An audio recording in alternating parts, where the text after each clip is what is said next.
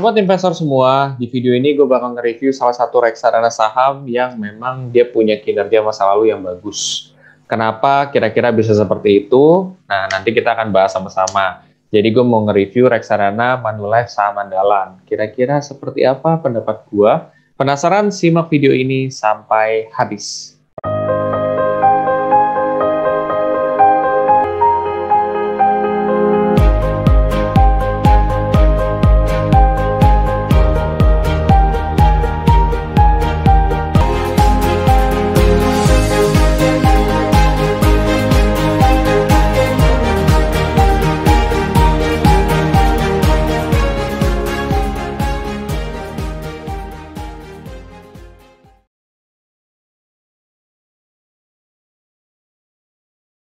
Sebelum masuk lebih dalam, gue akan coba disclaimer dulu. Satu, keputusan investasi ada di diri kita masing-masing. Dua, investasi itu pasti mengandung risiko. Salah satu risikonya adalah penurunan. Ketiga, gue tidak pernah mengadakan titip dana sama sekali. Oke, kita langsung aja share screen di sini. Gue akan share ya. Pertama-tama gue akan buka aplikasi Bibit dulu ya. Jadi gue tinggal. Nah, ini merupakan bagian di saham ya. Nah, pas di saham ini sendiri, gue cek Manulife saham andalan. Oke. Return-nya ini 23%. Kira-kira seperti apa sih? Apakah memang beneran bagus apa gimana sih? Kita lihat sama-sama. Oke, kita mulai dulu dari reputasi. Sebenarnya reksadana itu dinilai paling besar itu dari reputasi. Kira-kira reputasi dia bagus atau enggak sih? Gitu. Kalaupun bagus, seberapa bagus sih? Nah, itu yang dinilai ya guys. Oke. Nah, kalau untuk Manulife saham andalan sendiri, itu dia secara reputasi, menurut gua Manulife itu udah terkenal banget ya. Jadi orang udah tahu, basically kan orang kenalnya mungkin, oh ini asuransi nih. Tapi ternyata selain asuransi, dia juga punya reksadana nih, gitu kan. Nah, reksadananya juga secara kinerja masa lalu bagus gitu. Dan sejauh ini belum ada masalah sih gitu. Jadi secara reputasi menurut gua masih oke pada tahun ini. Kita nggak tahu 3 bulan atau 4 bulan lagi seperti apa. Oke, itu yang pertama reputasi. Kedua yang bisa kita lihat adalah dari total AUM. Jadi total AUM itu salah satu yang ngaruh juga ketika kita mau berinvestasi di reksadana, yaitu total AUM adalah dana kelolaan pada suatu reksadana. Dana kelolaan pada reksadana bagusnya itu ketika dia tinggi di atas dari 100 miliar, dan di sini sudah di atas dari 100 miliar, bahkan 2,88 triliun. Jadi jauh banget ya, udah triliun guys, gitu. Levelnya udah bukan 100 M lagi. Gitu. Jadi artinya tingkat kepercayaan orang terhadap reksadana ini juga cukup tinggi. Kalau misalkan dia nggak tinggi, ya otomatis ngapain naruh duit di sini gitu, ngapain invest di sini gitu, istilahnya kan seperti itu. Jadi ini secara total AUM sudah bagus ya, berdasarkan data saat ini. Lalu kita lihat dari misalkan aspek lain kinerja masa lalu lah. Nah di sini untuk 1 tahun terakhir 23%. Jadi berdasarkan data gue lihat juga nih di sini ya. Jangan tidur guys. Semangat belajar nih. Oke, berdasarkan kita lihat dulu ya share screen tadi ya. Sorry, signalnya agak jelek guys soalnya. Oke, jadi ini berdasarkan share screen kan, kalian bisa lihat sendiri tuh ya. Di sini yang paling tinggi itu adalah tuh, paling gede juga 15% juga tuh paling. Ya, ini paling gede juga 15% guys gitu ya. Tapi yang paling gede pertama itu adalah Manulife saham andalan. Jadi secara kinerja masa lalu Manulife saham andalan ini adalah yang terbaik berdasarkan saat ini ya, berdasarkan kinerja masa lalu juga. Oke. Oke, itu dari kinerja masa lalu gue bisa lihat daripada expense ratio. Jadi expense ratio itu adalah biaya-biaya yang dikeluarkan manajer investasi dalam mengelola suatu reksadana. Semakin gede berarti semakin effort nih manajer investasi ini untuk mengeluarkan biaya mengelola reksadana ini. Entah misalkan dia mengeluarkan biaya bisa dari nge-hire analis yang mahal supaya dia bisa memprediksi kira-kira aset mana nih yang bisa produksi hasil yang gede gitu, supaya dari pihak investor juga seneng gitu. Nah, kalau di sini 3,41%. Untuk mengetahui apakah ini bagus atau enggak, ya, kalian bisa lihat dari sini nih. Misalkan kalian bisa lihat dari sini nih. Nah, expense ratio rata-rata kan ini 3,41%.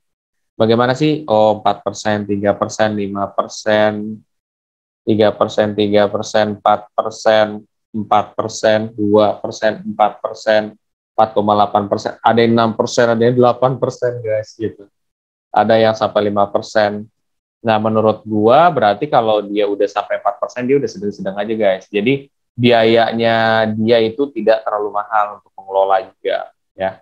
Apalagi di sini 3,4 lagi, 3,4 masih tergolong rendah sebenarnya. Dan return-nya juga bagus gitu.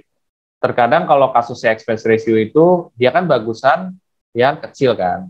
Tapi banyak kasus kalau misalkan expense ratio-nya itu dia gede, returnnya juga gede. Nggak masalah sih kalau gue kayak gitu ya. Berarti mungkin dia hire analis, yang mana analis ini tuh harganya juga nggak murah, tapi dia bisa mengalokasikan aset-aset investasi sehingga hasilnya bisa lebih maksimal.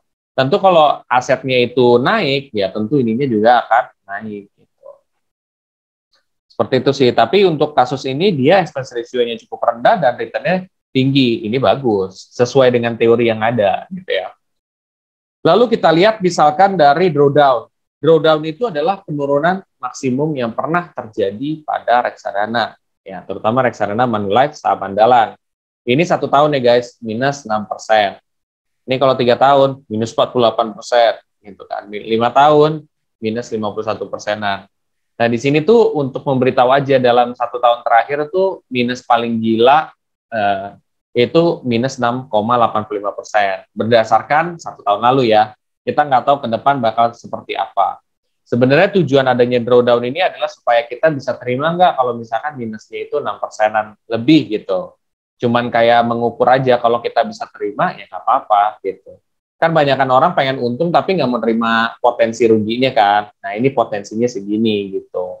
Berdasarkan kinerja masa lalu. Oke. Ya. Terus mungkin nggak tahu ya kalau misalkan ini ke connect juga sama yang pertama atau enggak, soalnya signalnya sempat buruk juga guys. Jadi kalau untuk reputasi ya, reputasi untuk Manulife ini sendiri udah cukup bagus ya. Jadi reputasi itu sangat penting dalam menilai reksadana ini bagus atau enggak. Karena kalau manajer investasinya bagus, tidak pernah ada masalah atau mungkin ya aman-aman aja, itu menjadi salah satu faktor reksadana ini bisa bertahan lama gitu. Ya, itu satu gitu. Dan kalau dari segi total AUM kan ini udah di atas dari 100 miliar ya. Ini 2,88 jadi udah bagus. AUM itu adalah dana kelolaan pada reksadana. Semakin besar dana kelolaannya berarti semakin percaya orang terhadap reksadana ini. Oke.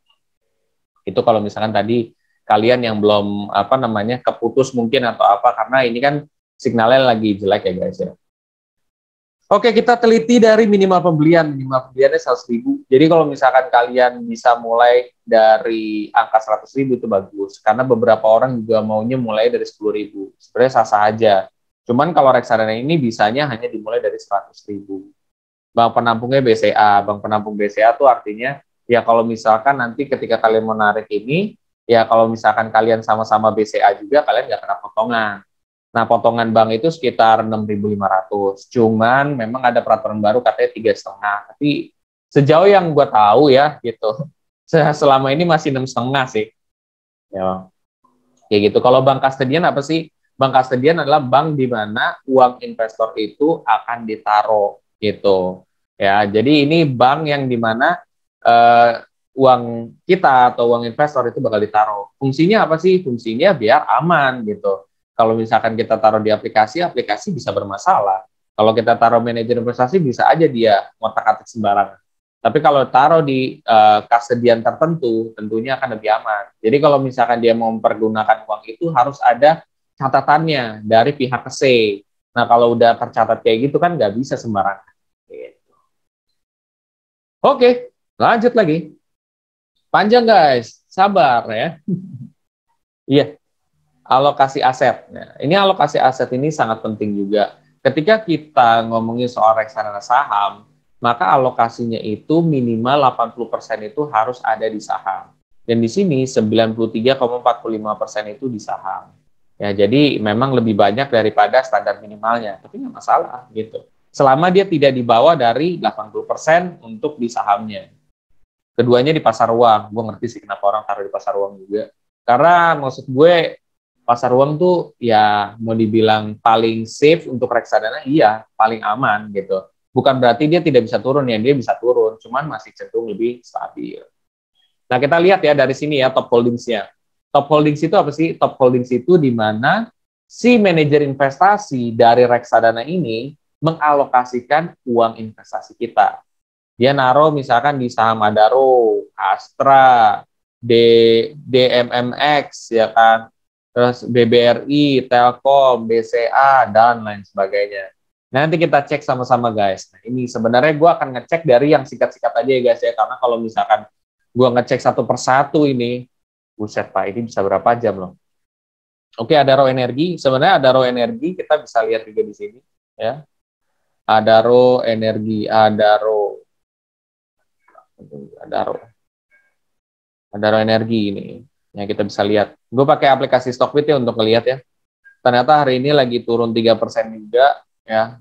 Tapi kalau lo lihat dalam setahun dia 140% guys. Jadi sebenarnya secara return masa lalu untuk 1 tahun terakhir dia hasilnya bagus. Kalau kita lihat dari Keystats ya. Kalau mau cepet dari Keystats saja kita nilainya. Kalau mau lebih dalam sih sebenarnya dari laporan keuangannya. Nah ini kita lihat Q1, Q2, Q3, Q4 ya. Jadi ini ada laporan keuangan juga di 2021 dari Q1 ke Q2, Q3, Q4 dia naik terus guys. Net income apa sih? Net income itu pendapatan bersih mereka. Jadi kalau misalkan pendapatan bersih mereka itu semakin meningkat kan berarti perusahaannya bagus dong gitu. Nah, kayak gitu. Ini dia semakin meningkat dari kuartal per kuartal. Jadi menurut gua bagus nih Adaro Energi ini sendiri ya. Ini tuh termasuk saham-saham minyak, gas, tambang lah gitu ya. Seperti itu. Ternyata bagus Pak di 2021 ya. Kalau 2020 masih sempat turun, naik gitu ya. Kalau ini tuh cenderung naik gitu loh ya. Jadi sangat bagus. Bahkan ini kalau kalian perhatiin dari kuartal 3 ke kuartal 4 tuh ya 2 kali lipat loh. 2 kali lipat lebih penghasilan dia ya atau pendapatan bersih dia gitu. Lalu gue mau lihat nih, kira-kira harga sahamnya dia ini udah mahal atau murah sih sekarang. Nah, caranya adalah PE ratio-nya yang annualized dikalikan dengan EPS-nya. Jadi gue kalikan aja di sini. Sebenarnya sih di video sebelumnya gue udah pernah bahas juga ya soal ini ya. Oke, misalkan di sini 7,20 dikalikan dengan annualized 416 ya, 416,70. Ternyata hasilnya 470 ya, benar kan? Oke. Oke. Oke. 3.000. Nah, hasilnya di sini adalah 3.000 guys. 3.000 ya? Iya, 3.000. Nah, di sini ini berdasarkan data saat ini ya, ini bisa naik turun loh ya. Ini 2.920. Jadi nilai intrinsiknya aja 3.000. Terus yang dijual sekarang adalah 2.920. Nah, berarti artinya saham ini lagi murah nih guys harganya. Gitu. Seperti itu. Jadi dari harga ini masih murah guys. Bagus sih. Kalau murah kan bagus berarti. Jadi value yang lo dapat itu tuh lebih gede dibandingkan yang dijual di pasar. Gitu. Lumayan loh. Bagus. Lalu misalkan kita lihat dari sisi lain lagi ya. Selain daripada itu kita bisa lihat dari, nah ini nih, ROA dan ROE ya. Ini TTM ya, trailing 12 months ya, itu namanya TTM gitu ya, dari 4 kuartal sebelum itu seperti apa sih gitu ya. Nah ini biasanya gue lihat kalau ROA-nya dia di atas dari 1% aja dia udah bagus sebenarnya. Cuman di sini berdasarkan TTM-nya ini itu adalah 12,30%. Ini artinya sangat bagus ya guys ya. Berarti dia performance asetnya sangat efisien. Jadi kalau misalnya suatu perusahaan ini dia ya punya aset ya, dibandingkan dengan hasil yang dia dapat sekarang, ya bagus gitu, jauh lebih besar gitu hasil yang didapatkan sekarang dibandingkan dengan asetnya. Kalau misalkan seperti itu, berarti artinya sih pihak dari saham Adaro ini atau company Adaro ini dia bagus untuk manage-nya. Jadi asetnya nggak kebanyakan sehingga kayak nanti hasilnya minus gitu. Tapi ini asetnya cukup gitu, bahkan bagus gitu loh. Hasilnya lebih gede daripada asetnya ini. Nah, kalau untuk yang keduanya dari return on equity itu sebenarnya hasil dibandingkan dengan ya permodalannya dia gitu loh. Jadi kalau misalkan di sini dia 22,57%. Jadi berdasarkan TTM ya, trailing 12 months ini, itu indikasinya adalah bagus. Biasanya ROE itu kalau bagus itu di atas dari 8% itu udah bagus ya. Ini 22,57%. Jadi ini di sini sudah sangat baik ya sejauh ini gitu. Sudah sangat baik. Jadi dari dua aspek ini nih, manajemen effectiveness itu udah bagus banget gitu ya. Dari tadi juga harganya juga udah termasuk murah, ROE dan ROA-nya bagus gitu ya. Kita lihat dari dividen. Dividennya ini adalah 66,50. Biasanya tuh kalau bagi dividen setahu gue paling rata-rata juga paling 20, 30 gitu ya. Ini udah 66,5 itu bagus banget sih. Jadi kalau berdasarkan data saat ini bagus, 66,5 itu udah sangat tinggi. Bagus. Dan kita lihat lagi dari segi apa nih? Udah sih paling itu dulu. Ada satu lagi gue lupa makanya. Nah ini nih, debt to equity ratio. Debt to equity ratio ini sebenarnya untuk menentukan apakah perusahaan ini dia utangnya gede apa enggak sih sebenarnya gitu. Kalau misalkan utangnya gede, apakah dia sanggup membayar atau enggak gitu. Nah, kalau DER ini dia 0,39 ya berarti utang dia mungkin kalau dipersentasein 39% kali ya.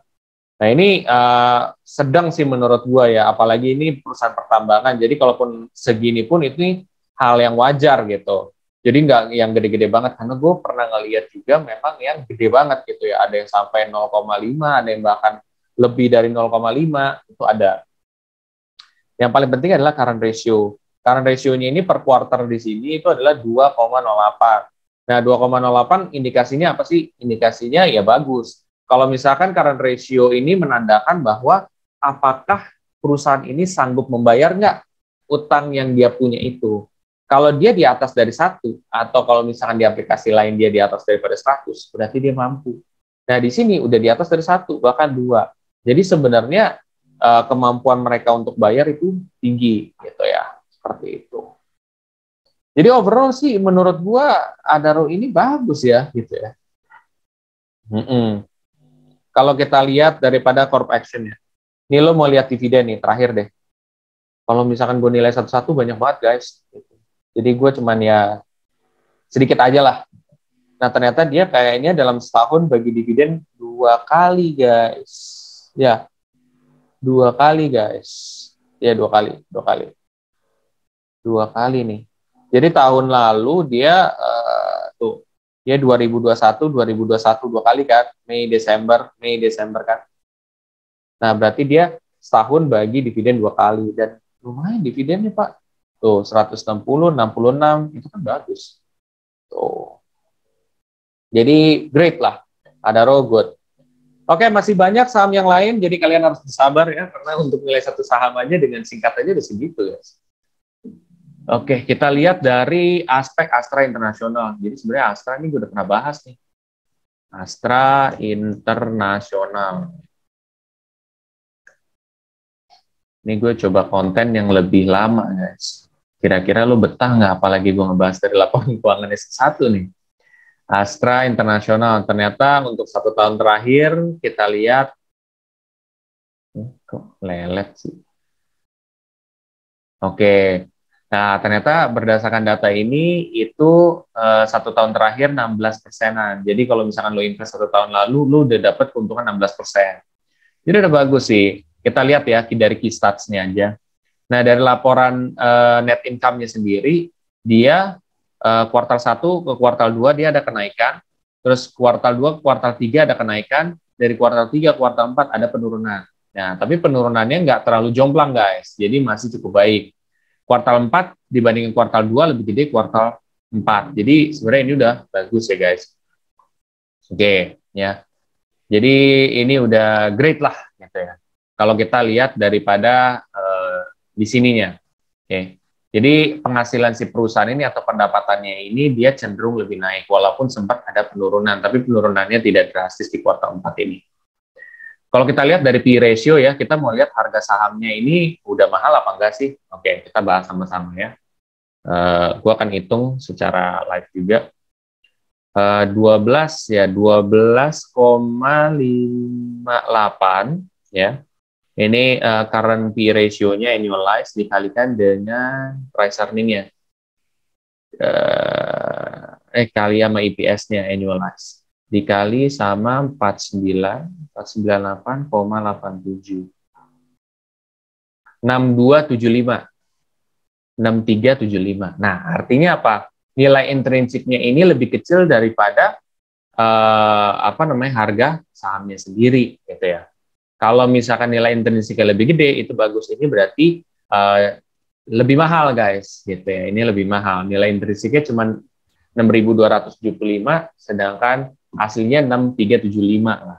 Jadi beda 100 gitu. Jadi ya sebenarnya ini masih mahal, cenderung mahal sih.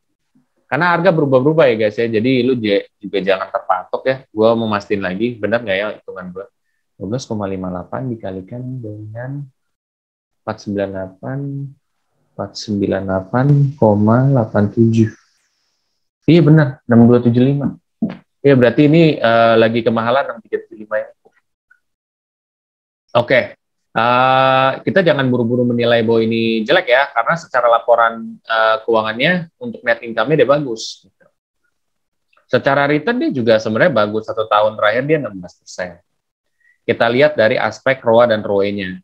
Nah, kalau berdasarkan return on asset TTM-nya di sini, ya, trailing 12 month ini selama 4 kuartal sebelumnya, itu dia 5%, 5,5%. Artinya dia masih bagus. Ya, artinya bagus, artinya ya dia cukup efisien lah. Dengan aset yang adanya segini, dia bisa menghasilkan lebih gede daripada aset yang dia punya. Jadi dia bagus lah. Kalau ROE itu tuh mengindikasikan bahwa ya seperti yang tadi gue bilang, bahwa dibandingkan dengan permodalannya hasilnya lebih gede apa enggak. Ternyata ini hasilnya 11,74%. Ya, artinya dia masih positif dan gede. ROE itu bagus kalau di atas dari 6 sampai 8%. Di sini udah 11%. Jadi cukup baik guys. Ya. Sebenarnya masih banyak tuh. Nilai-nilai kayak gini tuh masih banyak. Cuman kan gue persingkat aja. Oke, dari debt to equity ratio-nya dia sebenarnya utangnya lebih banyak ya dibandingkan Adaro ya. Ini 0,42 ya. Atau kalau misalkan dipersentasekan itu 42% ya. Lalu walaupun utangnya gede, kita harus lihat kemampuan dia untuk melunasi utangnya. Ternyata 1,54 ya. Ini udah di atas dari 1, artinya kemampuan untuk melunasi utangnya itu sangat baik guys. Karena udah di atas daripada 1 sendiri. Atau di aplikasi lain udah di atas daripada 100.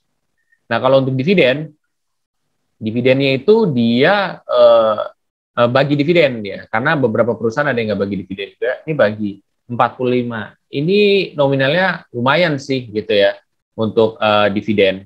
Nah, itu udah cukup baik sih sebenarnya, overall sih cukup baik ya. Kita lihat dari Corp Action berapa kali sih dia bagi dividen. Nah, ternyata berdasarkan data di sini dia 2 kali. Ya, 2 kali ya. April dengan Oktober gitu ya. April, Oktober, ini 2 nih. Dia bagi dividen. Jadi dia semi-annually bagi dividen nih. Oke, ketahuan. Oke, jadi overall sih masih oke ya, walaupun tidak se-oke Adaro berdasarkan kinerja masa lalu.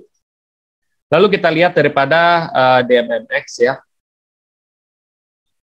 Digital Media Tama Maxima. Gila. Kalau emang dianalisa deep tuh panjang guys. Oke, kita lihat dulu. Secara 1 tahun terakhir, dia itu, sebentar. Wow, 311%. Jadi kalau lo invest dari 1 tahun terakhir, lo udah dapat keuntungan 311% di Digital Media Tama Maxima. Oke. Tapi kita jangan senang dulu, kita lihat dulu laporan keuangannya. Nah, berdasarkan laporan keuangan di 2021, kuartal 1 sampai kuartal 3, ternyata mengalami kenaikan. Jadi sebenarnya bagus nih guys, laporan keuangannya. Q1 10 miliar, terus naik jadi 106 miliar, naik lagi jadi 110. Dari Q1 ke Q2 gede banget. Dari Q2 ke Q3 nggak terlalu gede, tapi ini udah cukup bagus. Naiknya naik konsisten gitu lah ya.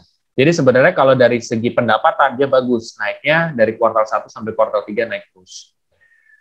Oke, kita lihat dari segi harganya apakah kemahalan atau enggak. We'll see ya. Kita lihat misalkan ini harganya 44,76 ya. 44,76 dikalikan dengan 39,21 1,21. 44,76 dikalikan dengan 39,21. 1755. 1755. Nah, berarti kalau berdasarkan harga di sini kan nilai intrinsiknya adalah 1755. Di sini 1720. Artinya berarti ini lagi murah, guys. Jadi harga DMMX ini harga sahamnya masih murah gitu berdasarkan data di sini gitu ya. Karena seharusnya dia 1755 gitu.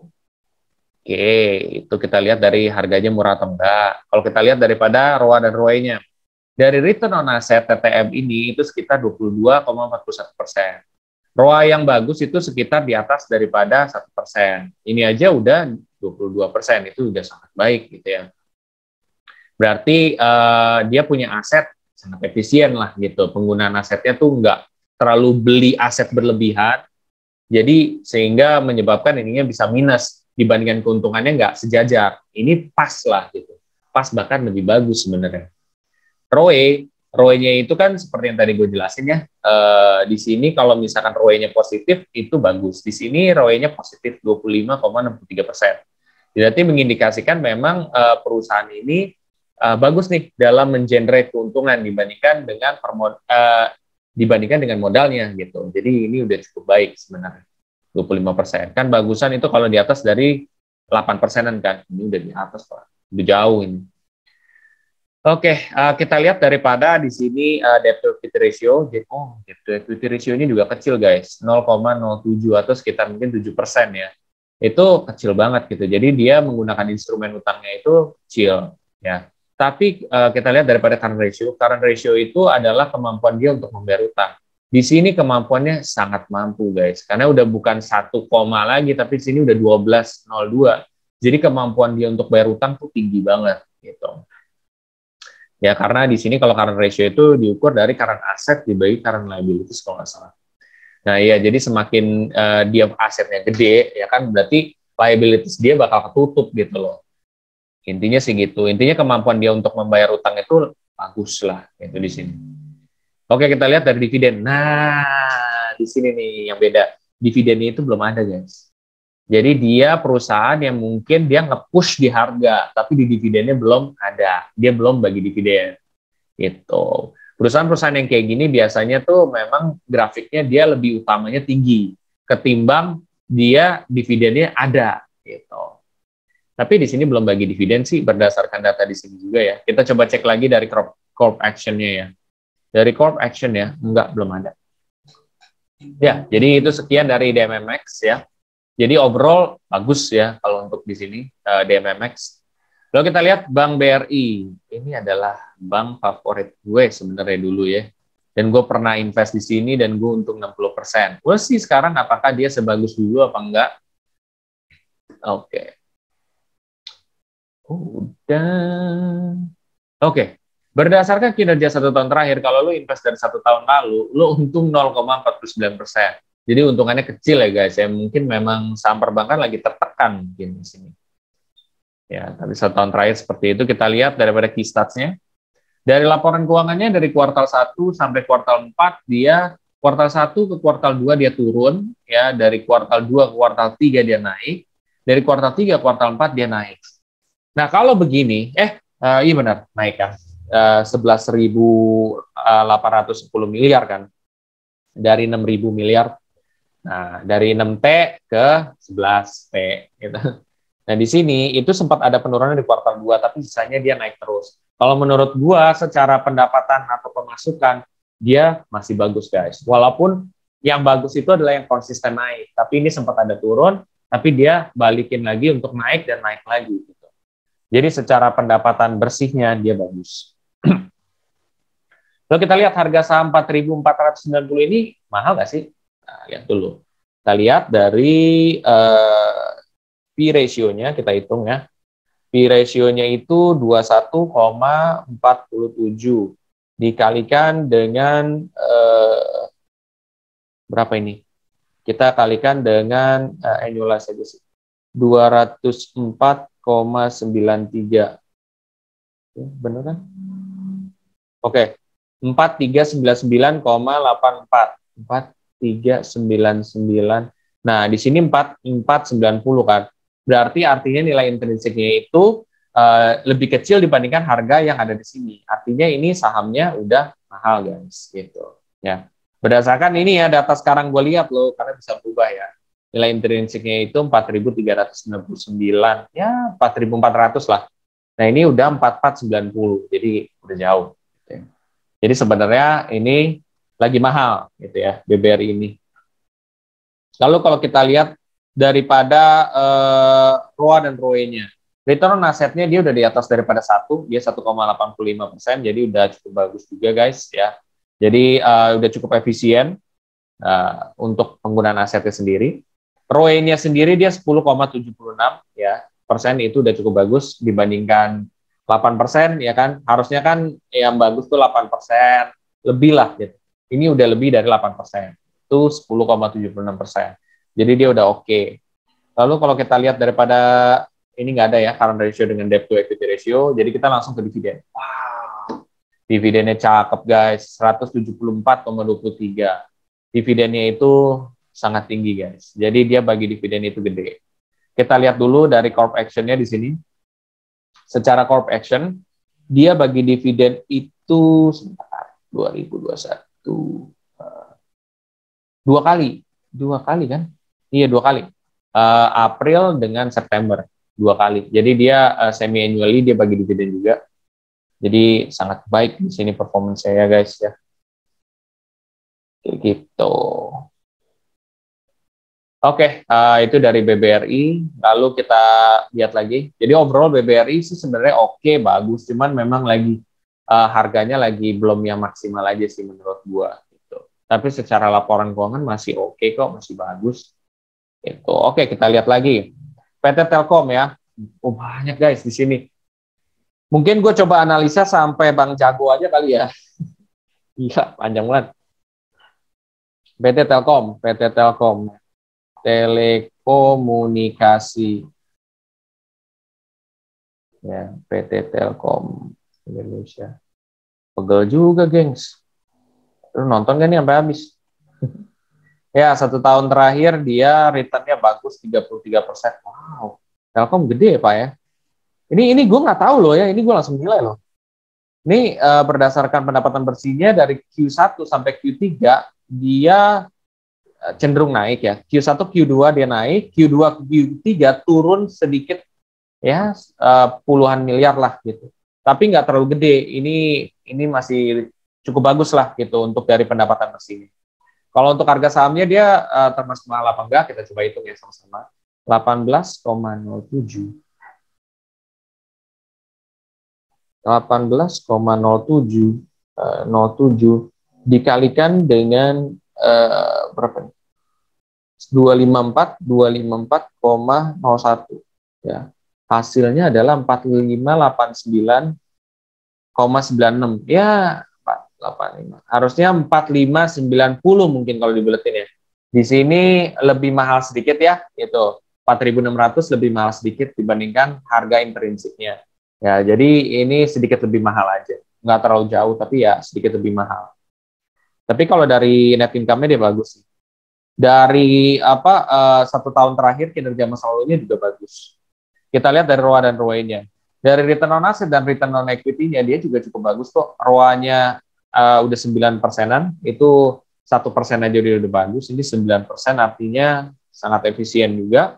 Kalau ROE-nya dia 21,96. Kalau dia di atas dari 8%, seperti yang gue bilang, dia udah bagus. Ini udah bagus juga sih performance-nya. Lalu kita lihat daripada jangan dividen dulu guys, dan buru-buru.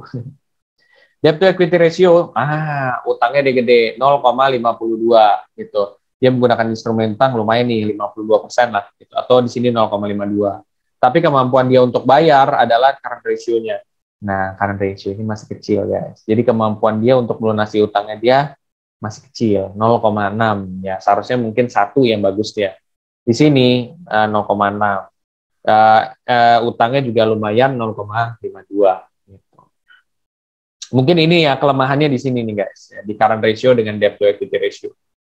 Tapi kalau untuk bagi dividen, oh dia tinggi Pak, 168 rupiah ya per lembar saham gitu ya. Dan dia bagi dividennya itu, kalau kita lihat di sini, dia bagi dividennya berapa kali? Satu kali dalam setahun tuh satu kali. Ini 2021. Satu kali dalam setahun.